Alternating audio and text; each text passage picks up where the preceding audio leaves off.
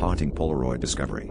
I always thought the strangest thing you could find on a Polaroid was a finger smudge or a bad flash, until last weekend, when I discovered something that made my skin crawl. I was at the old train yard downtown, shooting photos for my analog photography class, alone except for the distant rumble of city traffic.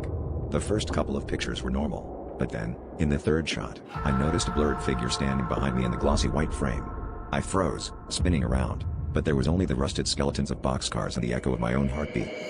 It was weird, but I didn't want to freak myself out. I convinced myself it was a trick of the light, maybe a shadow or a piece of graffiti. But in every new shot I took, the figure reappeared, clearer each time, first a silhouette, then the shape of a head and shoulders, then a face I didn't recognize. My hands shook as I thumbed through the shrinking stack of film in my pocket. Each time I pressed the shutter, the figure was closer, its eyes locked on the back of my head, its mouth shaped in a silent scream. I tried to leave, but every path out of the yard seemed to loop me back to the same spot. The world outside faded, replaced by the sound of faint footsteps behind me, matching my own. My phone wouldn't turn on, and the Polaroids grew heavier in my hand, the final few shots beckoning, daring me to use them. I realized the figure was no longer just behind me in the photographs, it was behind me in the world, inches from my neck, breath colder than the night air. I snapped the last picture in desperation, not daring to turn around.